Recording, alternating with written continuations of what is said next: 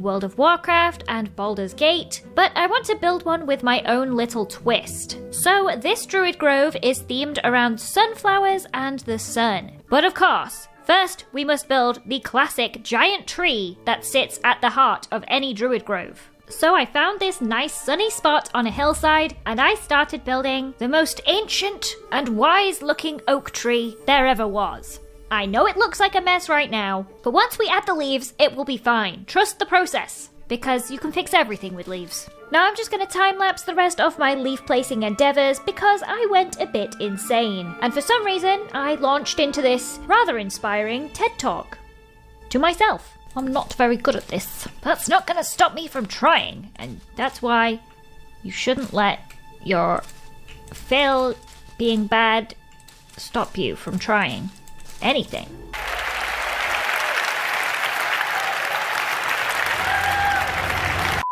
But finally it's done, and it's time to show my life's work to the master of tree building himself, Smallish Beans. Yeah, what's up? Do you like my tree?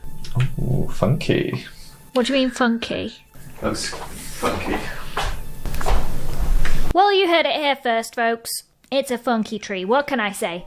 Now, since we also used azalea leaves, I think we could try using some of the glowberry vines, minus the glowberries. If I plant some of these here, and we cut them before they get too long. And here is the tree in its final form. Now we just need to add some sunflowers. But instead of adding these pathetic, normal sunflowers, I want to add giant sunflowers. So let's build our first prototype sunflower. I just need to make sure to make it nice and tall. Oh, and they also have giant leaves all the way up the stem. Kind of like this. And we also need to make sure all of the sunflowers actually face the sun. That is extremely important. And I know it looks a little bit tragic right now, but look what happens when I add all the sunflower petals using 3 different shades of yellow. Suddenly, it looks like a real sunflower. I love it! It actually makes the tree look small. Somehow. Is the tree small? Let's copy this and see how big it is next to the tree. Ta-da! I may have made a terrible mistake here. That is far too big. Okay. New plan. We build a smaller sunflower up here. And we use the power of perspective to make sure the tree still looks big. If Disney World can do it, so can I. Now that looks kind of tiny next to the tree, but with the perspective of this sunflower, I think we can make this look good. But we definitely need more sunflowers. Oh my gosh, this is looking so cute. But before I add more flowers, I need to add something that's going to pollinate all of these giant flowers. Lots of bees. So let's summon in plenty of bees, and then I'm going to give these bees a special job to do. This army of bees will help the druids defend their grove against enemies. And the druids of the sun have just one arch enemy: darkness. And in Minecraft, that comes from the deep dark. And as such, any skulk items are forbidden in this grove. And anyone that enters the grove carrying skulky items will feel the wrath of my bee army. So all I have to do is figure out how to make bees hostile towards players if they're carrying skulk. This one tests if the player has any skulk items in their inventory, and if they do, this makes the bees angry, and they will attack the player until the skulk blocks are removed. And instead of testing this out on myself, I'm going to invite Joel to this world and sacrifice him to the bees instead. So here's a chest with some skulk, and it's showtime. Ooh. Okay, why don't you open the chest and grab the skulk? Grab the skulk. Yeah. Grabbed it. Oh, good. Ow, what the heck? What the heck? Why did the bees not like me? Ow, ow, ow. Stupid bees. Ow, what the heck?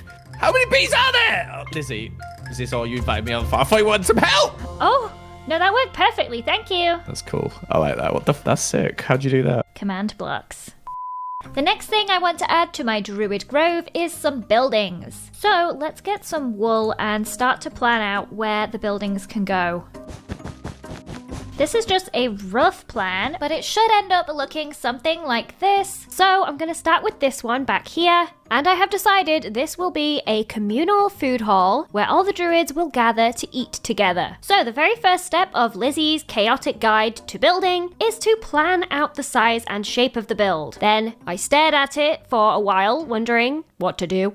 And then it came to me. Dark oak for the framing, mud and mud bricks for the walls, some dark oak planks here, some dark oak planks over there, and for the roof, a combination of moss and grass. And voila, the first build is complete. So now all we have to do is start decorating the inside because it looks a little bit empty. First, glowberries.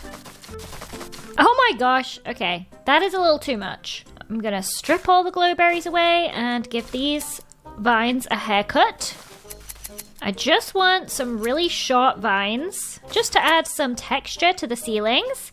And the ceiling is complete. Now we just need to decorate this place to look like a food hall. So first we need somewhere to store all of the food over here. So I will place a few barrels around like this. Also, we can put them up here to look like they're on shelves, if you use your imagination. And because they have so many bees, I think it makes sense that they would have loads of honey stored in here. So let's make these beehives full of honey. And it looks like an overflowing honey storage chest. Kind of a health and safety issue, but it looks cool, so I'm gonna let it slide. What else can we use to look like storage? Ooh, how about the loom, but from the side? That kind of looks like empty shelves. If we line these up here, like so, I'll just cover up the telltale loom side, and nobody would ever know. You know, unless they click it and realize it's a loom. So, that is the food storage area. Now we just need somewhere for all of them to sit and eat, and I think that they would all sit together on a long table, like so. And let's build a few more of these. There. Plenty of places to sit and eat. Alas, there is no food in here. But that is what we're going to build next. The centerpiece for this food hall is going to be a stew pot in the middle of the room here. So, at first, I thought maybe we could just put down a campfire and a cauldron, but it looks a little bit weird. So, I had a crazy idea, using command blocks to make a giant campfire. Ta-da! How much more impressive does that look? This is just a block display of a campfire, but bigger and better than your average campfire. And now that we have this rather impressive cooking setup, I thought it would be fun to turn this into a bit of a cooking mini-game, to throw different food items into the stew to trigger different events. Am I crazy? Yes. 3 days later. I'm not even joking, it's actually been 3 days, and I've run out of brain cells, but it's working. Please look away if you are sensitive to poorly optimized command blocks. I have a very chaotic process, okay? Just pretend you didn't see any of this chaos, and you never have to look at it again, because the cooking minigame is complete. And depending on what you throw into it, you will receive various different effects. Maybe a little bit of poison, or even, ooh, some weakness. But that's only if you add the wrong ingredients. If, for example, you add one of the correct ingredients to the stew, cooked rabbit, you will see the stew starts to change. And if you add all 12 correct ingredients without making any mistakes, you'll make a good stew, which is extremely potent. Just look at all these potion effects I added. Absorption gives you these extra golden hearts. Resistance will protect you from damage. Saturation means you basically won't have to eat for an hour after eating this stew. And fire resistance makes this stew way more powerful than even an enchanted golden apple. So what are the ingredients for this magical stew, you may be asking? Well, that is a secret. And to discover the recipe, players will have to do some experimenting and some sleuthing, as I'll hide some clues to some of the ingredients throughout the Druid Grove. Speaking of the Grove, it needs a few more buildings. So let's start over here with a few little houses for the Druids to live in. So first, I'm just going to build the basic shape And now we can add the grass to the roof. And a little patch of dandelions. And there it is, a little mini version of the food hall. And now I just need to build several more of these in a few different shapes to turn this into a village. So let's get building.